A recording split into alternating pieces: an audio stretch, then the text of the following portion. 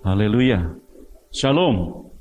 Puji Tuhan, kita bisa bertemu kembali dalam kasih Tuhan kita Yesus Kristus, ya, yang menghantar setiap kita dari tempat tinggal kita masing-masing sampai di tempat ini, dan ini merupakan kemurahan Tuhan.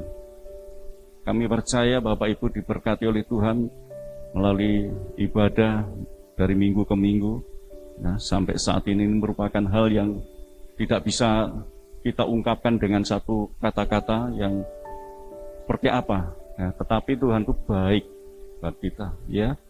Dan kami masih diberikan kesempatan ketika minggu yang lalu sebelumnya Pak Nino, kami diberkati oleh Pak Jopi, ya, melalui firman-Nya dengan kesaksiannya. Demikian Pak Nino, melalui meniti jalan yang sempit, kami diberkati juga.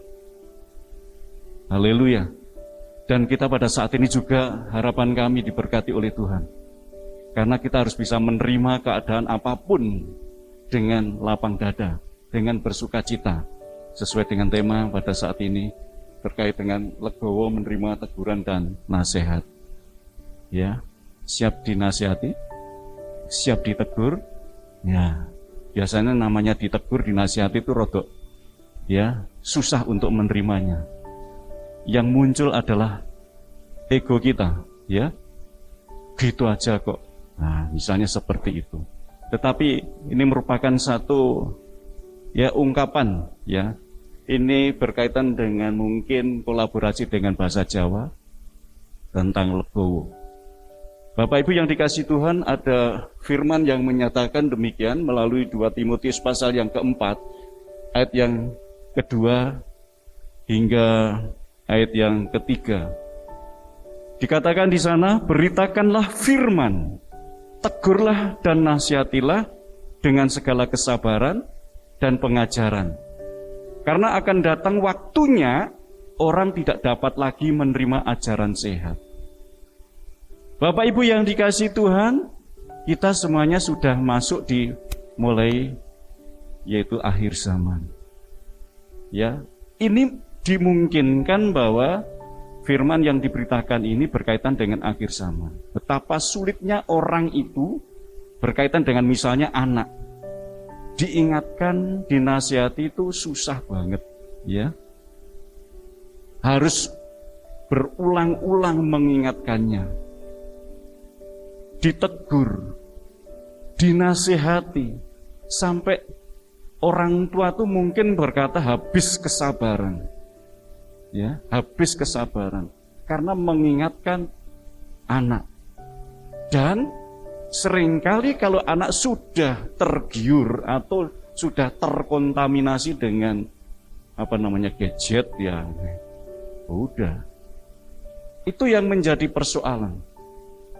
Akhirnya sesuailah dengan firman yang harus disampaikan. Tegurlah dan nasihatilah dengan segala kesabaran.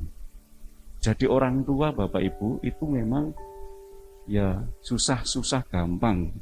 Banyak susahnya daripada gampangnya. Ngomongnya gampang, tapi untuk menjalankannya kan ya butuh proses, butuh waktu dan sebagainya untuk mengingatkan siapa yang harus diingatkan dan siapa yang harus ditegur. Ada beberapa prinsip atau mungkin tujuan Bapak Ibu. Di sini dikatakan ya, ada 7 tanda yang dimiliki orang yang legowo. Nah, berkaitan dengan legowo. Ya. Yang pertama, selalu yakin bakal ada kemudahan sesulit apapun konflik yang dihadapi. Namanya legowo berarti harus memperhatikan ada fase-fase yang harus diikuti. Ya. Ditemukan ada 7 tanda yang dimiliki orang yang legowo. Ya mungkin posisi kita ada di mana, atau mungkin semuanya kita bisa memilikinya. Ya, selalu yakin bakal ada kemudahan sesulit apapun konflik yang dihadapi. Walaupun kita menasihati seorang anak katakan, atau siapapun yang kita nasihati, ya, tetapi landasan kita adalah firman. Mohon diperhatikan hal ini. Landasan kita yang kita sampaikan adalah firman. Ketika firman disampaikan kepada seseorang, sesuai janji Tuhan adalah tidak akan kembali dengan sia-sia. Kita harus yakin hal ini. Ini yang pertama. Lalu yang kedua, bisa bersikap masa bodoh pada tekanan orang lain yang menghambat. Mungkin cuek, biarin aja. Tapi dengan kelemah loh, bukan artinya dengan kekerasan. Gak ngurus, terserah. Tidak demikian. Tetap ada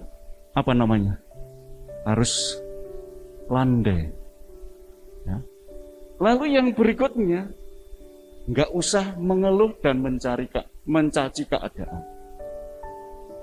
Nggak usah mengeluh dan mencaci keadaan. Memang kita sudah dihadapkan dengan situasi yang seperti ini, harus sabar. Ya.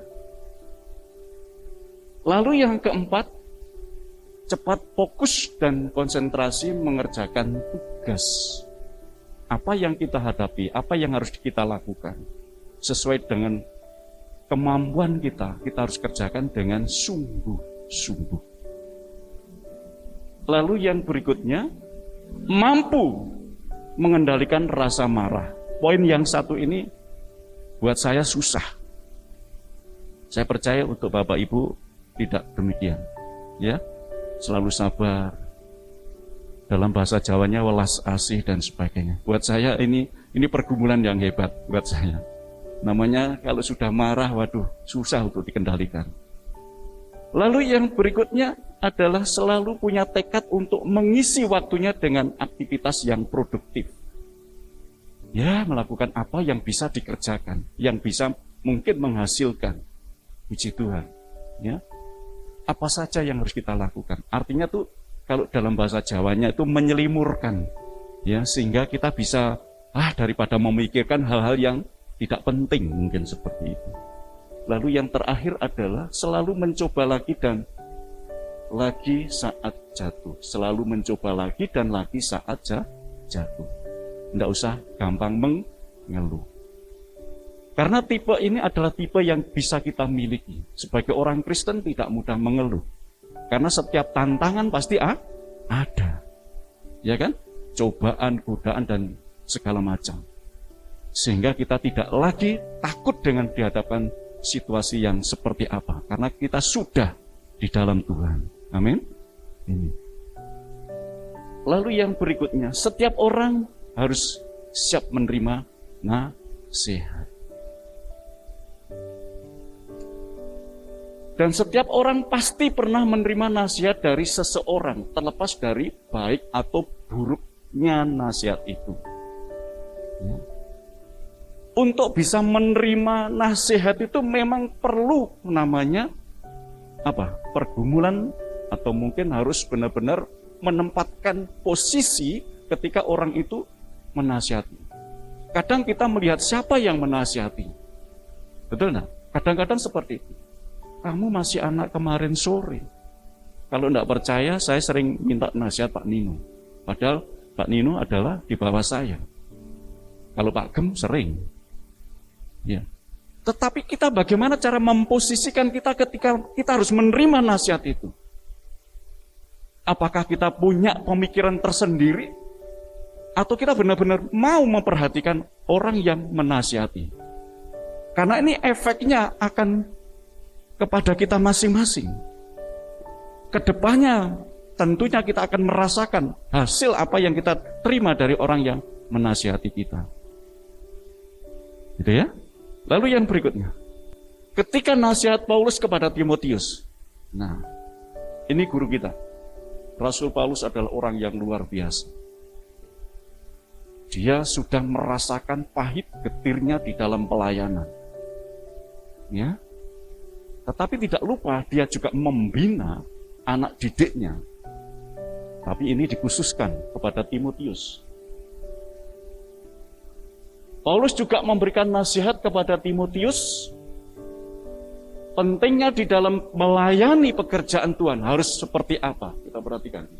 Namun kamu telah mengikuti ajaranku, cara hidupku, tujuan hidupku, imanku, kesabaranku, kasihku, dan ketekunanku. Coba kita perhatikan di sini. Ada beberapa poin yang dinasihatkan oleh Rasul Paulus kepada Timotius.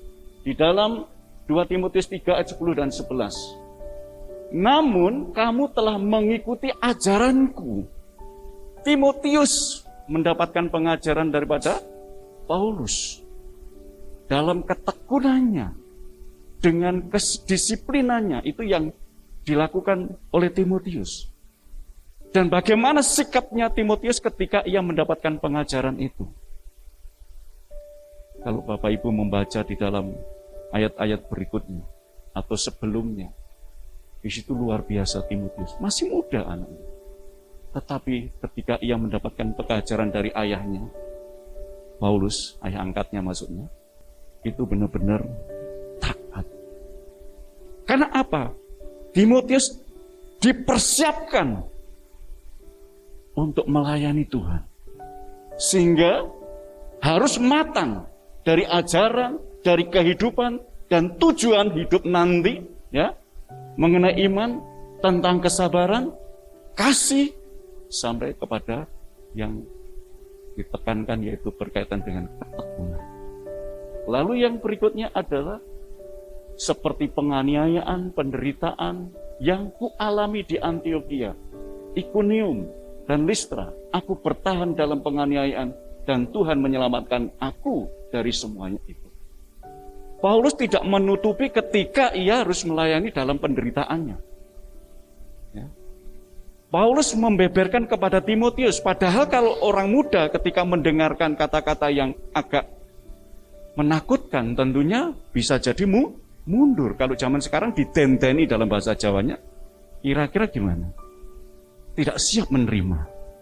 Tetapi Timotius benar-benar sudah disiapkan dan siap menerima. Haleluya. Memang belajar legowo itu tidak mudah. Ya.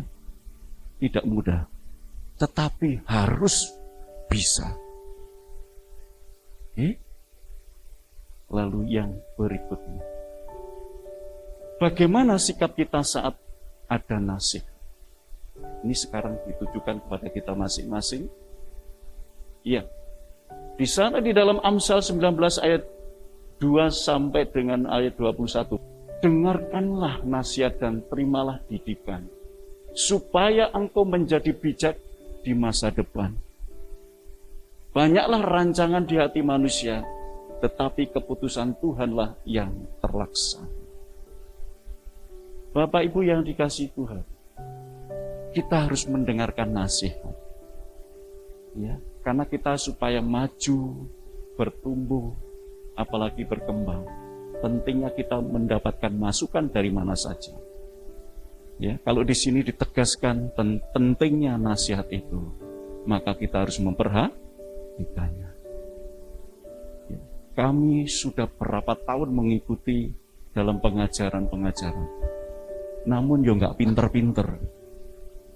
Ternyata saya masih terus membutuhkan bimbingan, ya, tuntunan, sampai saya harus mengerti, ya, supaya pribadi kami, iman kami terus terbentuk menjadi orang yang punya kualitas. Demikianlah kita harus sama pentingnya kita mendengar nasihat itu, karena di situ harus kita terima nasihat itu, karena melalui nasihat otomatis di situ muncul namanya didikan. Ya. Didikan, namanya kata didikan otomatis ada sedikit keras. Ya. Kalau sudah ada unsur didikan, berarti ada unsur pula yaitu namanya disiplin diri. Ya. Ada para prajurit ketika mereka mengalami namanya pendidikan. Bapak Ibu, panjenengan tentunya tahu bagaimana prosesnya mereka harus menjadi prajurit yang tangguh. Mereka harus tiarap, mereka harus manjat pohon atau manjat tambang, tampar dan sebagainya, harus loncat macam-macam lah mereka yang alami. Tetapi ketika mereka keluar dari sana, apa yang terjadi? Mereka orang-orang kelihatan tangguh-tangguh dan berani mati. Demikian terjadilah kepada kita semuanya. Siaplah kita dididik dengan awal mendengarkan. Haleluya. Lalu yang berikutnya. Kita memerlukan masukan orang lain untuk memperbaiki diri. Kita perlu rendah hati untuk menerima nasihat mereka. Di sini nasihat dibutuhkan kerendahan hati. Orang yang dinasihati harus siap rendah hati. Kalau kita tidak rendah hati, maka susah menerima nasihat itu. Ini perjuangan Bapak Ibu, pergumulan setiap kita. Ya. Enak dan tidak enak itu risiko yang harus kita tanggung. Tapi percayalah, ketika panjenengan minum obat, rasanya bagaimana? Pahit atau manis atau getir? Yang paling nggak enak yaitu pahit, namanya obat itu pahit. Ya. Kalau manis, gurih itu mungkin beras kencur Bapak Ibu. Ya. Tapi kalau obat pada umumnya, apalagi namanya pil, ya, minta maaf bukan pil koplo, pil diminum pahit. Tapi kan menyembuhkan dan menyehatkan. Demikian kita Bapak Ibu yang dikasih Tuhan. Ketika kita dinasihati, diingatkan, ditegur, ya harus kita rasakan. Mungkin ada hal-hal yang paling menusuk hati kita. Rasanya panas dingin. Anggap saja itu pil pahit. Setuju Bapak Ibu? Ya. Haleluya.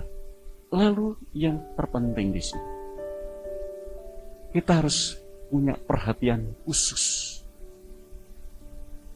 Jika ayat ini dimulai dengan kata dengarkanlah dari Timotius tadi, dengarkanlah, itu sama artinya begini. Berikan waktu dan perhatianmu untuk mendengarkan. Memberikan waktu berarti memberikan suatu kesempatan orang itu boleh berbicara. Jangan minta maaf ketika kita diberikan nasihat. Mata kita kemana-mana, alam pikiran kemana-mana. Itu namanya minta maaf. Kalau saya membahasakan dengan anak didik kami, itu namanya nggak sopan. Betul?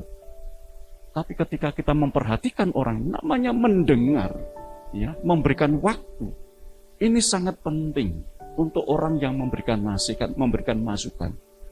Pada umumnya ketika kita diberikan masukan, nasihat untuk mendengarkan, tidak mungkin orang yang menasihatkan menjerumuskan kita. Betul tidak? Tidak mungkin. Yang jelas mempunyai tujuan supaya kita lebih baik.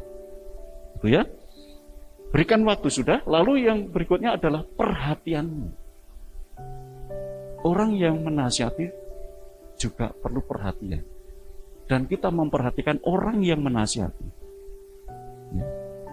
Lalu yang berikutnya adalah ini pentingnya, minta maaf, mendengarkan. Di dalam camp pria sejati, mendengarkan itu adalah merupakan pelayanan yang luar biasa. Seorang pria harus mendengarkan istri ketika lagi bicara. Ini saya cuma teori Bapak Ibu. Tanyakan istri saya kalau disuruh mendengarkan itu susah. Ya. Jadi ketika istri saya bicara ini saya, oh ya, iyanya itu masuk enggak? Itu kadang-kadang seperti itu. Tapi puji Tuhan, untungnya istri saya enggak gampang sakit hati, ya. Tapi saya perhatikan tadi ngomong apa? Nah, marah. Ya, marah, awalnya marah, tapi sudah kita jalankan. Saya bisa terbentuk. Akhirnya saya harus mengerti apa maksudnya yang disampaikan sehingga kami bisa menerima dan bisa menjalankan. Pentingnya kita mendengar. Mendengar tidak hanya sekedar mendengar. Tadi dibutuhkan namanya memberikan waktu. Lalu perhatian. Berarti ketika kita harus mendengar, dikatakan dalam camp pria sejati, benar-benar apa? Mendengar. Biar nasihat itu masuk dalam pikiran kita dan merubah cara pandang kita. Haleluya. Lalu yang berikutnya, tinggalkan kesibukanmu maupun aktivitasmu karena hanya dengan mendengarkan, kita dapat mengerti tentang nasihat dan didikan apa yang disampaikan kepada kita. Ya. Jadi ketika kita mendengarkan, otomatis di situ muncul ada namanya nasihat yang bisa membimbing kita. Dan didikan, tadi sudah saya sampaikan di atas. Ya, kira-kira seperti itu. Lalu yang berikutnya, barang siapa ku kasih, ia ku tegur dan ku hajar. Wow, ini kitab Wahyu berbicara. Orang yang dikasih Tuhan siap harus ditegur. Karena orang yang tidak siap ditegur berarti siap terjerumus. Tentunya Bapak Ibu tidak setuju, ya. Ditegur menunjukkan bahwa orang itu dikasihi orang yang menegur. Dinasihati berarti orang ini benar-benar disayangi. Apalagi ku hajar, artinya memang sakit ketika dia hajar. Tapi tujuannya adalah bukan karena hajaran itu membuat orang yang dihajarnya itu menjadi sakit-sakitan, tidak. Pertama supaya mengerti, memperhatikan, dan jalannya supaya lebih baik. Siapa mengabaikan didikan di dalam Amsal 15 ayat 32, membuang dirinya sendiri, tetapi siapa mendengarkan teguran memperoleh akal budi. Ini maksudnya. Orang yang dinasihati dan kita menerimanya dengan legowo, kita ada hikmat yang dari Tuhan. Ya, punya kemampuan yang luar biasa.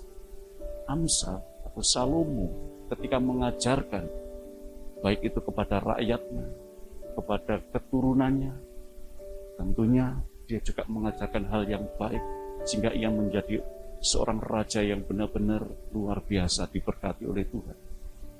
Ya, masa keemasan pada waktu ia memimpin kerajaan Israel. Kenapa? Sampai orang mancanegara saja pengen tahu hikmatnya Salomo seperti apa. Dan luar biasa, orang yang mendengarkan, perhatikan, mendengarkan itu benar-benar diberkati oleh Tuhan. Jadi ketika kita semuanya sebagai orang percaya kepada Tuhan, mendengarkan apa yang disampaikan oleh yang memberitakan, kita diberkati oleh Tuhan. Amin. Lalu yang berikutnya, barang siapa ku kasihi, ia ku tegur dan ku hajar. Sebab itu relakanlah hatimu dan bertobatlah. Relakanlah hatimu untuk dinasihati, untuk ditegur. Ini bukan hanya untuk panjenengan saja, saya pun juga termasuk. Saya minta maaf kalau Pak Gembala sudah mengingatkan saya itu, saya takut benar. Bukan karena saya takut pada pribadinya Pak Gembala seperti apa, tapi ini peringatan yang harus saya terima dan harus saya lakukan. Ketika kemarin saya ditelepon, Pak Gembala telepon saya. Waduh, ada apa ini Pak Gembala kok telepon saya? Saya tidak ngerti. Saya mau ngomong apa, karena saya sudah absen 2 kali. Pak Gembala, saya sungkan, betul sungkan. Ternyata Pak Gembala, besok hadir ya? Oh ya Pak Gembala, kemarin minta maaf saya tidak bisa hadir ya. Karena kondisi saya agak terganggu. Ya. Ternyata saya mendapatkan tugas, puji Tuhan. Ya. Berkat buat saya. Tapi yang terpenting, apa yang disampaikan itu sebenarnya saya harus benar-benar taat, utamanya kepada pimpinan, dan siapa yang memberikan nasihat, siapa yang harus dihargai, dan siapa yang harus dihormati. Terlebih Tuhan kita. Amin. Yang memberikan masukan kepada kita, yaitu melalui firman-Nya. Siapapun yang menyampaikan, Bapak Ibu, jangan melihat siapa yang menyampaikan. Karena dari mulut yang menyampaikan itu keluar ada berkat. Ingat, yang satunya ada kutuk. Kalau tidak taat, siap-siap dikutuk. Ya tidaklah, ya. Tapi yang jelas kita diberkati oleh Tuhan. Ya. Ketika Daud melakukan dosa besar di hadapan Tuhan, apakah respon Daud? Daud pernah menyalahi aturan Tuhan. Ya. Daud pernah melakukan dosa ketika ia mengambil istri Uria. Di pemandangan Allah itu sangat memalukan dan menjijikkan. Dan ketika ia ditegur oleh Nabi Nathan, dia tidak mengatakan siapa Anda, siapa kamu. Kamu hanya seorang nabi saja.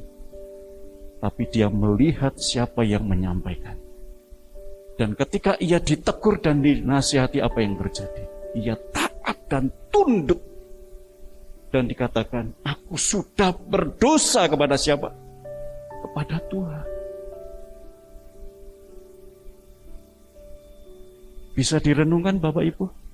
Ini bisa kepada kita semuanya ketika kita mendapatkan nasihat, teguran, dan peringatan.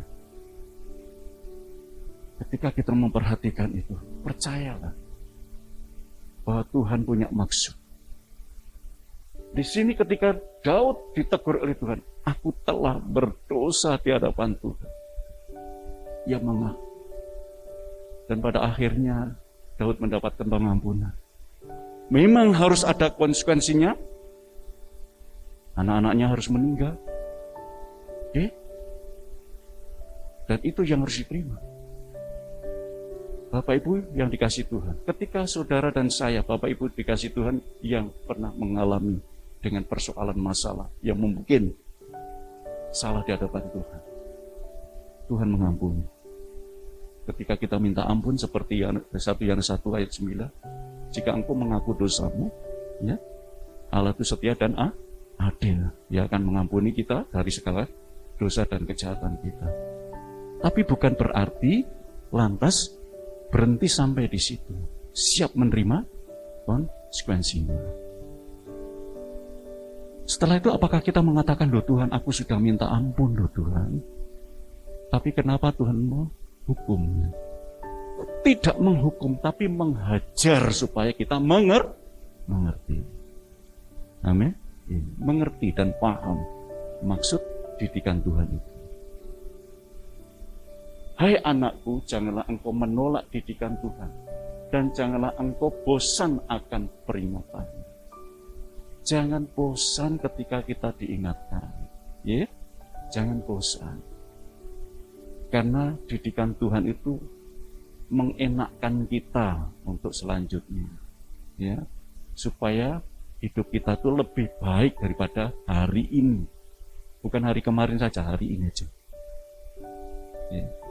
Karena Tuhan itu baik. Ya, Tuhan itu baik. Puji Tuhan. Nah, ini pentingnya pada endingnya berkaitan dengan belajar legowo. Ya. Satu sikap yang menunjukkan belajar memberanikan diri untuk menerima masukan meskipun itu pahit, manis, maupun getir. Anggap saja semuanya itu nasihat apa? Perbaikan diri. Pertanyaannya, siap dinasihati? Siap diperbaiki? Nah, kalau kita siap, dan siapapun yang memberikan nasihat, terima saja. Lalu kita yang menimba, kita memfilternya, dan kita terima, dan untuk kebaikan kita semua. Haleluya. Amsal 3 ayat 11 dan 12. Hai anakku, janganlah engkau menolak didikan Tuhan, dan janganlah engkau bosan akan peringatannya. Lalu, karena Tuhan memberi ajaran kepada yang dikasihinya, seperti seorang ayah kepada anak yang disayangi. Jadi ketika Tuhan mengajar kita, mengingatkan kita, karena kita disayang oleh Tuhan. Haleluya. Lalu yang terakhir, siapa mengabaikan didikan, membuang dirinya sendiri, tetapi siapa mendengarkan teguran, memperoleh akal budi. Haleluya, puji Tuhan. Mari kita masuk di dalam doa. Bapa di dalam surga, kami bersyukur atas renungan firman-Mu pada sore hari ini. Biarlah firman-Mu yang disampaikan melalui lidah bibir hamba-Mu. Kami percaya menjadi tuntunan dan memimpin iman kami terus berserah penuh kepada Tuhan.